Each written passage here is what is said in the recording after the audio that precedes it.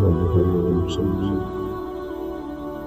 ونسلم على رسوله الكريم أما بعد أعوذ بالله من الشيطان الرجيم بسم الله الرحمن الرحيم ربنا اغفر لي ولوالدي وللمؤمنين يوم يقوم الحساب صدق الله العظيم درود پاک علیہ الصلاۃ والسلام علیک یا رسول اللہ وعلی آلک واصحابک یا حبیب اللہ۔ سارے حضرات خوشی پڑھیے الصلاۃ والسلام یا سیدی یا نبی اللہ وعلی آلک واصحابک یا حمد و صلاۃ بعد۔ ہم حضرات سے کر رہے تھے عزیز القدر اشارت صاحب کی والدہ کا بھی ختم چندن ہے۔ میں ان کے جنازے پر بھی آنا چاہتا تھا، اس کے بعد بھی مجھے آنا چاہیے تھا کیونکہ ان سے بڑا قریبی میرا تعلق ہے، پر اپنی صحت کی وجہ سے میں حاضر نہ ہو سکا۔ اور دیر ہو گئی، یہ بھی تعزیت کے لیے ہی آنا تھا تو وہ کچھ اہتمام ساتھ ہو گیا۔ اللہ تعالیٰ مرحومہ کی بخشش فرمائے، ہم سب کے والدین پر اور ہم سب پر اللہ تعالیٰ رحمت کی نظر فرمائے۔ اسی کے لیے جب بندہ دعا کرتا ہے تو نام لیتا ہے کہ اللہ فلاں بن فلاں کی بخشش کرتا ہے، لیکن جب بندہ والدین کے لیے دعا کرتا ہے تو پھر نام نہیں لیتا، بلکہ قرآن پاک نے دعا یہ سکھائی ہے، والدین اگر چلے بھی گئے ہوں قبروں میں بھی ہوں تو پھر بھی دعا یہی ہے کہ ربنا اغفر لی ولوالدی، اے اللہ مجھے بھی بخش دے اور میرے ماں باپ کی بھی مغفرت فرما۔ یہ رشتے ٹوٹا نہیں کرتے، موت ان رشتوں کو توڑتی نہیں۔ جس طرح ماں باپ کے ساتھ زندگی میں رشتہ موجود تھا، اسی طرح ان کے انتقال کے بعد بھی ان سے رشتہ بندے کا موجود رہتا ہے۔ اعلیٰ حضرت فاضل بریلوی رحمۃ اللہ علیہ نے 12 حقوق کم و بیش ایسے بیان کیے ہیں جو ماں باپ کے انتقال کے بعد بھی اولاد کے ذمہ رہتے ہیں۔ ہم بہت ساری روایتی چیزوں کے قائل ہیں، اور میں یہ سمجھتا ہوں کہ بہت سارے لوگ ایسے ہیں جو بڑا کچھ جاننے کے باوجود، سمجھنے کے باوجود، شعور رکھنے کے باوجود اپنے شعور کے مطابق فیصلہ نہیں کرتے بلکہ زمانے کے رواج کے مطابق فیصلہ کرتے۔ فہم و فراست کی، عقل و دانش کی ساری ان کی آنکھیں کھل جاتی ہیں، پر پھر بھی وہ دیکھتے ہیں کہ سوسائٹی کدھر جا رہی ہے، معاشرہ کیا کہتا ہے، لوگ اس معاملے میں کیا کرتے ہیں، لہٰذا مجھے بھی وہی کرنا ہے۔ یہ رشتہ بھی موجود ہے اور اس رشتے کے حقوق بھی موجود ہیں۔ کرنے کا کام یہ ہے کہ اپنے ارد گرد کے ماحول کے مطابق نہیں، اللہ اور اس کے رسول کے بتائے ہوئے طریقے کے مطابق ہم والدین کے بعد ان کے لیے طریقہ کار اختیار کریں۔ اصال ثواب ایک مسلمہ چیز ہے۔ اب ہمارے ہاں اصال ثواب کے لیے بہت لمبا چوڑا اہتمام ہوتا ہے، تو اصال ثواب کی بجائے بہت ساری جگہوں پہ دعوت بن جاتی ہے، اور اب تو گھروں میں جگہ کی دقت کی وجہ سے میرج ہالوں کے اندر اس کو جب سے منتقل کیا گیا ہے تو تب سے تو ایک باقاعدہ نظریہ ہی ایک اور طرح کا ہوتا ہے، وہ تو ایک بالکل ماحول ہی اور نظر آتا ہے۔ اصال ثواب کا مطلب یہ ہے کہ آپ کوئی بھی خیر کا کام کریں جس پر ثواب کی امید کامل ہو اللہ کی بارگاہ سے، پھر وہ ثواب آپ اپنے والدین کے لیے یا کسی بھی جانے والے کے لیے وقف کر دیں، اس کو آپ احسال کر دیں۔ اور نبی پاک علیہ الصلوۃ والسلام کی خوبصورت تعلیمات میں اس کے ہمیں طریقے ملتے ہیں۔ حضرت سعد رضی اللہ تعالیٰ عنہ نے عرض کیا یا رسول اللہ صلی اللہ تعالیٰ علیہ وسلم، میری والدہ کا انتقال ہو گیا ہے، میں کو غلام آزاد کرنا چاہتی تھی۔ یا آپ نے کبھی پرندوں کو آزاد ہوتے دیکھا ہے؟ کچھ لوگ پرانے زمانے میں پرندے آزاد کراتے تھے پیسے دے کے۔ کسی نے اگر پرندے پکڑ لیے تو وہ اپنے شوق سے، کہ ان کو اقبال نے پرندے کی فریاد بھی لکھی ہے نا، آتا ہے یاد مجھ کو گزرا ہوا زمانہ، وہ باغ کی بہار ہے، وہ سب کا چہچہانا، پرندہ کہتا ہے۔ اب اس قید کا الہی دکھڑا کسے سناؤں، یہ ڈر ہے کہ فقط میں اس غم سے مر نہ جاؤں۔ قید ظاہر ہے مشکل کام ہے، پرندے لوگ آزاد کراتے تھے، بلکہ بعض لوگ یہ کہتے تھے کہ اگر کوئی قیدی ہو گیا ہے ناجائز مقدمے میں تو پرندے آزاد کرو، اس کی برکت سے اس پر فضل ہوگا۔ بہرحال پرندہ بھی جب آزاد ہوتا ہے تو وہ محسوس کرتا ہے کہ میرے پر کھل گئے ہیں، میں اب دنیا میں لوٹ آیا ہوں۔ غلام قیدی ہوتا ہے، اور ایک روایت میں یہ بھی فرمایا کہ مقروض بھی قیدی ہوتا ہے، جس پر قرض ہوتا ہے وہ قیدی ہوتا ہے، حدیث پاک میں موجود ہے۔ غلام بڑی تکلیف میں ہوتے تھے، نبی پاک علیہ السلام نے تدریجاً اپنے صحابہ کو یہ توجہ دلائی کہ غلاموں کو آزاد ہونا چاہیے۔ کفارے کے طور پر بھی کہا کہ جا تو 3 غلام آزاد کر، جا تو اتنے غلام آزاد کر۔ تو حضرت سعد نے عرض کی کہ والدہ انتقال کر گئی، ایک کو ذرا کم ہو رہا، والدہ چلی گئی ہیں، وہ ایک غلام آزاد کرنا چاہتی تھی، ایک شخص کو آزادی دینا چاہتی تھی، اپنے پیسے، یعنی خریدا جاتا تھا غلام کو، تو وہ جس نے خریدا ہے اس کو پیسے دے کے اس کو آزاد کرنا چاہتی تھی۔ تو یا رسول اللہ صلی اللہ علیہ وسلم، اگر میں اپنی اماں کی طرف سے وہ غلام آزاد کر دوں تو میری ماں کو اس کا اجر ہوگا؟ تو نبی پاک علیہ السلام نے فرمایا تو غلام آزاد کر، اللہ تیری ماں کو اس کا اجر عطا کرے گا۔ تو میں کہتا ہوں کہ اماں کے صالح ثواب کے لیے، ابا جی کے صالح ثواب کے لیے 10 دیگیں بھی پکائے، جس کا دل کرتا ہے ضرور پکائے، لیکن چلو اگر کسی غریب نے اس کے پیسے دینے ہیں تو پیسے معاف کر دیں، اس کا بھی ثواب ہوگا۔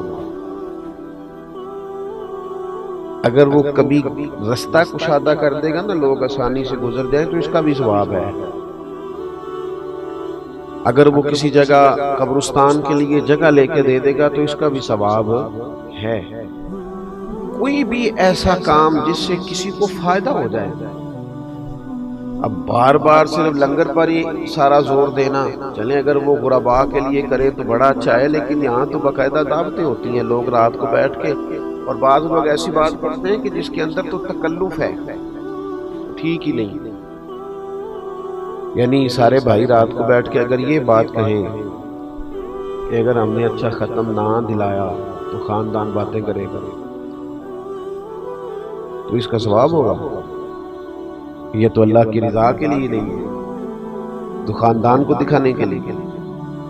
تو بہترین طریقہ اختیار کیا جائے اصالِ ثواب کا، بہترین، جس چیز کی حاجت ہو، جس چیز کی ضرورت ہو۔ ہمارے ہاں جناب وہی ساری دعوتیں، وہی سارے مرحلے، وہی میں نے کہا شروع میں کہ ہمارے شعور کی آنکھیں کھل جاتی ہیں، پر فیصلہ ہم برادری کے اصول پر کرتے ہیں، پتہ ہمیں ہوتا ہے پر چلتے قبیلے کے طریقے کے مطابق، اس سے باہر نکلیں۔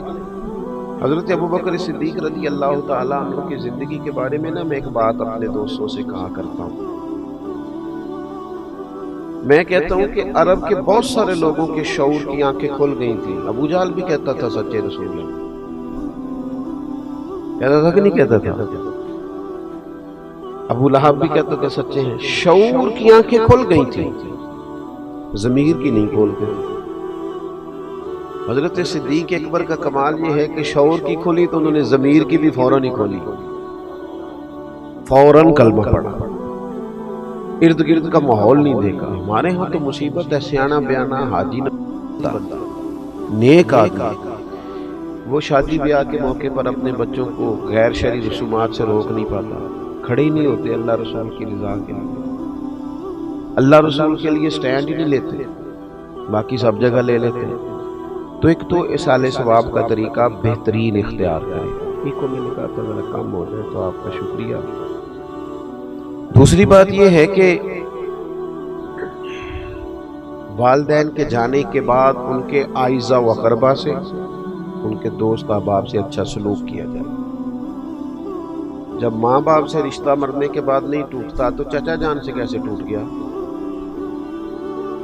ماموں سے کیسے ٹوٹ گیا، خالاؤں اور پھوپھیوں سے کیسے ٹوٹ گیا؟ ان کے رشتہ داروں سے اور ان کے دوستوں سے اچھا سلوک کیا جائے۔ ہمارا یہ مسئلہ بن گیا ہے کہ ہم سمجھتے ہیں کہ ایک بندہ چلا گیا ہے تو اب اس کے پیچھے سارے رشتے رخصت ہو گئے، یہ درست نہیں ہے۔ کوشش کریں کہ ان رشتوں کو لے کے چلیں۔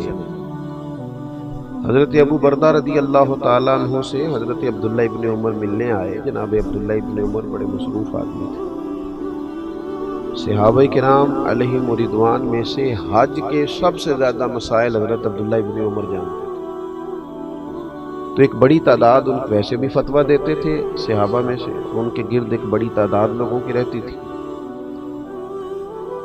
تو حضرت ابو بردہ سے جب وہ ملنے گئے تو وہ بڑے حیران ہوئے کہ آپ ایک مصروف آدمی ہیں، میرے پاس کیسے آ گئے؟ تو فرمانے لگے اس لیے آیا ہوں کہ آپ کے والد میرے والد جناب عمر کے دوست تھے۔ کوئی نہیں سمجھ آئی آپ کو میں نے کیا کہا؟ اپنے یار تو ملن نہیں آیا، اپنی یاری نہیں پگتان آیا، ابا جی دی یاری نبیڑن آیا، والد صاحب کی اس دوستی کو نبھانے آیا۔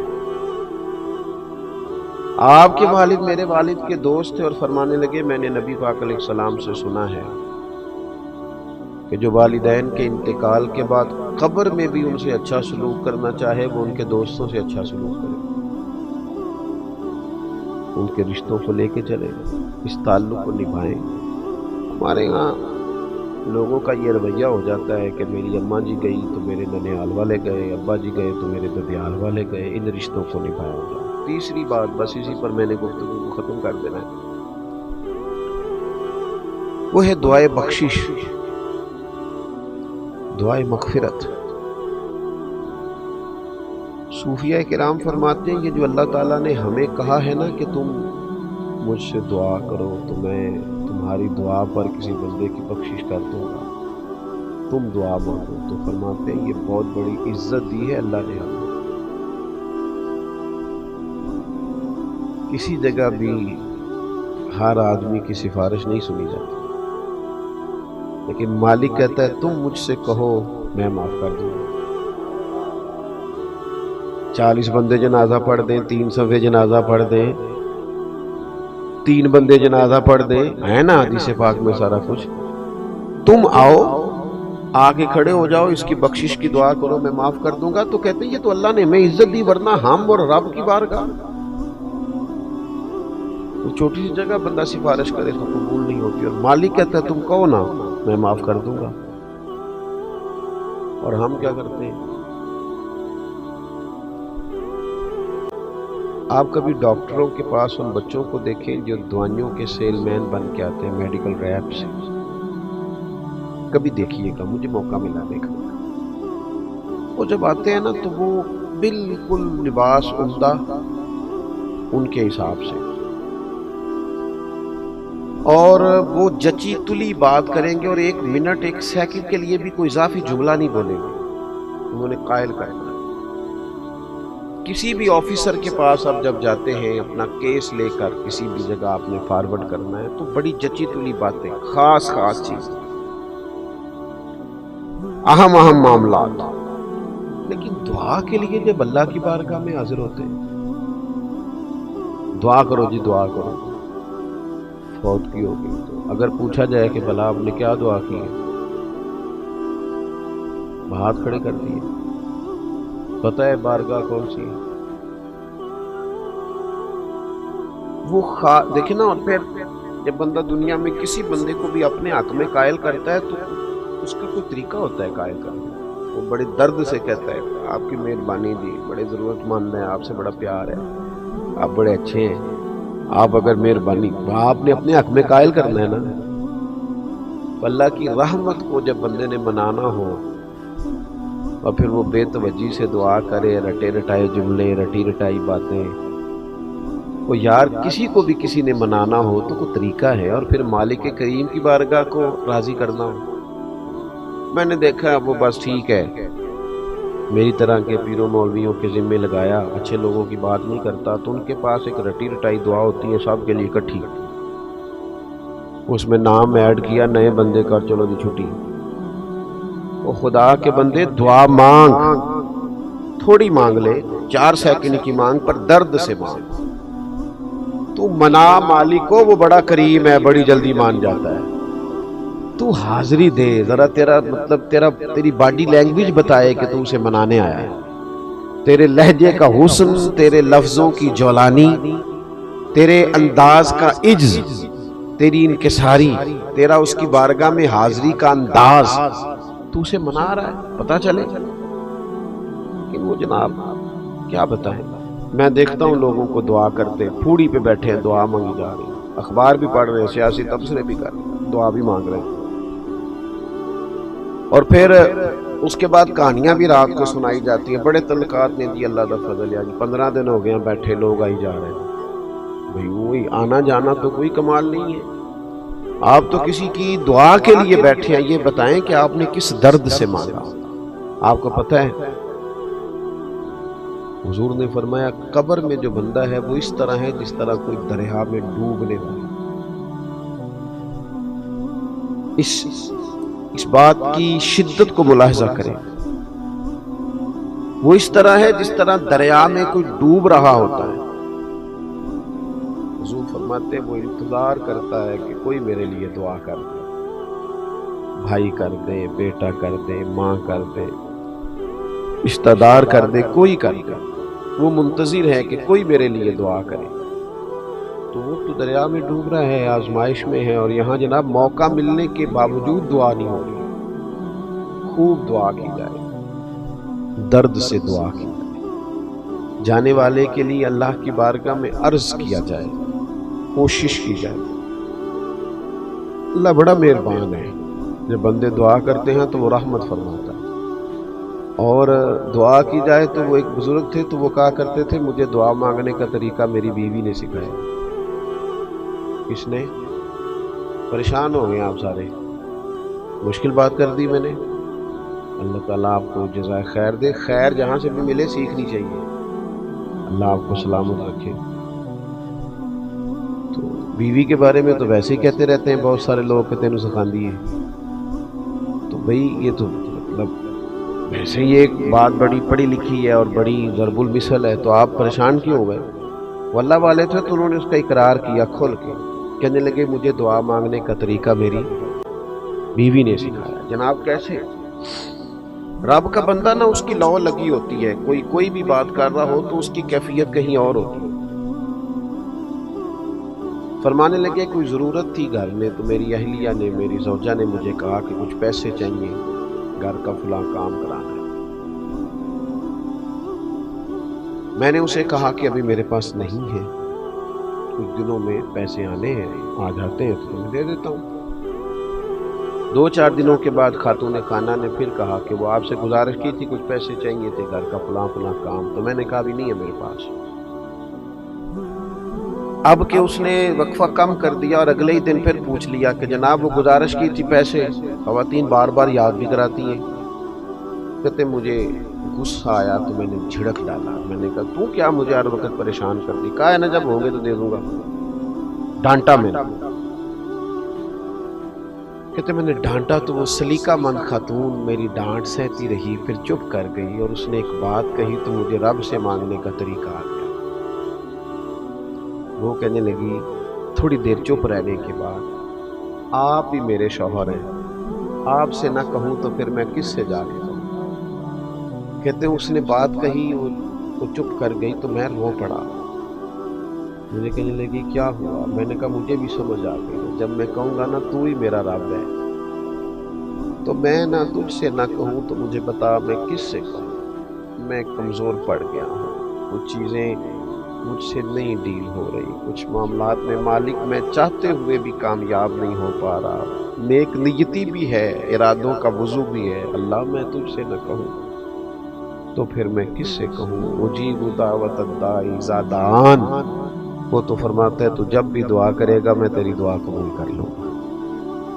تو دعا کا رشتہ تھوڑا مضبوط کرے، اپنے جانے والوں کے لیے بالخصوص دعا کرے، وہ بھی ہم کسی سے کراتے ہیں، قرآن شریف بھی کسی سے پڑھوا لیتے ہیں، فلانا کام بھی کسی سے کرا، ہم نے کیا کیا اپنے ماں باپ کے لیے، ہم نے کیا کیا، وہ اتنے سپارے فلانا دے دیں، اتنے دے لیں، ٹھیک ہے درست ہے ناجائز نہیں، پر یہ کہ میں نے کیا کیا اپنے ماں باپ کے لیے تو سارا کوئی دوسروں نے پڑھ کے دیا، وہ جو ساری زندگی انہوں نے میرے نام کر دی،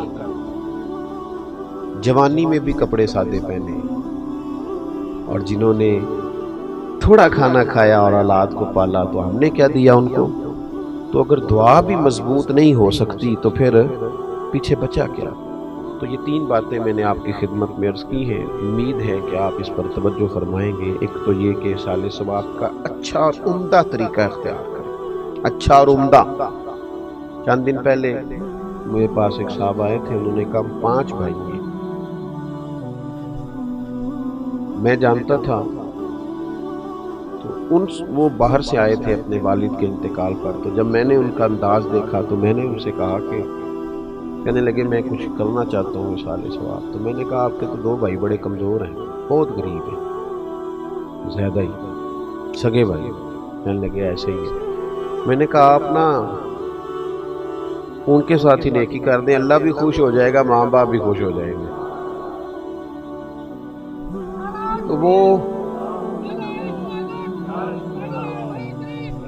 تو وہ مجھے کہنے لگے کہ مطلب یہ، میں نے انہیں کہا کہ یہ حوالہ میں آپ کو دکھاتا ہوں کہ حضرت ابو طلحہ رضی اللہ تعالیٰ عنہ نے جب اپنا باغ پیش کرنا چاہا تھا تو نبی پاک نے کہا تھا اپنے رشتہ داروں میں بانٹ دیں، تو گھر میں بھی نیکی کریں گے تو اس سے بھی اجر ہوگا، تو اچھا اصال ثواب کریں۔ اور دوسرا، والدین کے جو رشتے ہیں، جو ان کی دوستیاں ہیں، ان کو نبھانے کی کوشش کرو۔ تیسرا، دعا ذرا ذوق والی، ذرا درد والی، ذرا مزے والی۔ میں تو کہتا ہوں ہر کام میں لطف لے کے نا، ہمارے ہاں محفلیں ہوتی ہیں، جلسے ہوتے ہیں، کچھ بھی، جب تک آپ اس میں پورے ذوق میں نہیں نا، پورے لطف میں نہیں، وہ بھی نا، دین کی چیزیں بھی بعض اوقات دنیا محسوس ہوتی ہیں، وہ جب تک آپ پر طاری ہوگی تو آپ کو مزہ دے گی، روحانی طور پر مضبوطی آئے گی۔ اللہ کی بارگاہ میں دعا ہے اللہ مرحومہ کی بخشش فرمائے، ہمارے حال پہ رحم فرمائے۔ قاری فیاض صاحب ختم شریف پڑھیں۔ الحمدللہ رب العالمین والصلاة والسلام علی سید الانبیاء والمرسلین، ربنا آتنا فی الدنیا حسنۃ وفی الآخرۃ حسنۃ وقنا عذاب النار۔ مالک کریم، جو کلمات خیر سال ثواب کی نیت سے پڑھے گئے ہیں اپنی بارگاہ رحمت میں قبول فرما۔ اس تمام کا اجر و ثواب نبی اکرم نور مجسم شفیع معظم صلی اللہ تعالی علیہ وسلم کی بارگاہ عالی مرتبت میں ہدیتاً تحفتاً نذرانتاً پیش کرتے ہیں، اپنے فضل و کرم سے قبول فرما۔ حضور سید عالم علیہ السلام کا وسیلہ پاک، تمام انبیاء کرام علیہم السلام، صحابہ کرام علیہم رضوان، اہل بیت اطہار علیہم رضوان، تابعین، تبع تابعین، علماء، محدثین، مفسرین، ائمہ مجتہدین، سلاسل طریقت کے تمام بزرگان دین کی بارگاہوں میں پیش ہے، اللہ قبول فرما۔ ہم جتنے یہاں حاضر ہوئے ہیں، ہمارے خیش و اقارب، چھوٹے بڑے بوڑھے، جو لوگ دنیا سے چلے گئے، مالک سب کی بخشش و مغفرت فرما۔ ہمارے بھائی بشارت صاحب کی والدہ مرحومہ تیری بندی تیری بارگاہ میں پہنچ گئی، اللہ ان کے ساتھ رحمت والا سلوک فرما، فضل والا سلوک فرما، درگزر والا فیصلہ فرما۔ اس تمام کا ثواب ان کی روح کو پیش کرتے ہیں، مالک اپنے فضل سے قبول فرما، ان کی آخرت کی منازل کو آسان فرما۔ انسان ہونے کے ناطے جہاں جہاں بھول گئیں، اپنے فضل سے انہیں معاف فرما دے۔ دامے درمے قدمے سخنے چھوٹی بڑی جتنی نیکی انہوں نے زندگی میں کی ہے، وہ ساری نیکیاں قبول فرما لے، ان کی چھوٹی نیکیاں بڑی کر کے ان کے لیے ذخیرہ آخرت بنا دے۔ اے اللہ ان کی اولاد کو، ان کے پسماندگان کو صبر جمیل بھی عطا فرما، اور زیادہ سے زیادہ احصال ثواب اور دعائے مغفرت کی توفیق بھی عطا فرما۔ مرحومہ جب قبر سے نکلیں تو نامہ اعمال سیدھے ہاتھ میں عطا فرمانا، اپنے نیک اور پاکیزہ بندوں کی جماعت میں انہیں شامل فرمانا، نبی کریم علیہ السلام کی شفاعت انہیں عطا کرنا، حضور علیہ السلام کے جھنڈے کے نیچے جگہ نصیب فرمانا۔ جتنے بھی کلمات خیر اب مزید احصال ثواب بتایا گیا ہے، مالک وہ بھی درجہ بدرجہ پیش کرتے ہیں، قبول فرما لے، مرحومہ کو اس کا بہترین اجر عطا فرما دے۔ اے اللہ صبح قیامت ان کو اپنے عرش کا سایہ نصیب فرما، حضور علیہ السلام کی شفاعت عطا فرما، دوزخ کی گرمیوں سے محفوظ فرما، جنت کی اعلیٰ نعمتوں کا وارث بنا۔ ہم نے جتنی دعائیں ان کے لیے مانگی ہیں وہ ساری ان کے حق میں قبول فرما، جو ہم نہیں مانگ سکے اور ان کے لیے بہتر ہے تو اپنے فضل سے انہیں عطا فرما۔ امت کی خیر فرما، عالم اسلام کی خیر فرما، پاکستان کی خیر فرما۔ کائنات کے مالک امت کو غیرت ایمانی اور جذبہ جہاد عطا فرما، شوق شہادت نصیب فرما، ہمارے شعور کو دین کی خوبصورتی نصیب فرما۔ اے اللہ وہ زندگی نصیب فرما جس سے تو راضی ہوتا ہے اور تیرے محبوب علیہ الصلوۃ والسلام راضی ہوتے ہیں، دنیا اور آخرت میں ہماری پردہ پوشی فرما، میرے عزیزوں کو، بھائیوں کو، صاحب خانہ کو برکات عطا فرما، دنیا اور آخرت میں سعادت مندیاں نصیب فرما، رحمتوں کے گہرے اور گھنے سائے نصیب فرما۔ اللہم انا نسألک العفو والعافیۃ فی الدین والدنیا والآخرہ۔ اللہ تعالیٰ ان کی پھپھو جان بیمار ہیں، انہیں شفا عطا فرما، صحت اور عافیت نصیب فرما، تمام بیماروں کو شفا دے، تمام کی مشکلات آسان فرما دے۔ رب اغفر وارحم وانت خیر الراحمین، وصلی اللہ تعالی علی حبیبہ سیدنا و مولانا محمد۔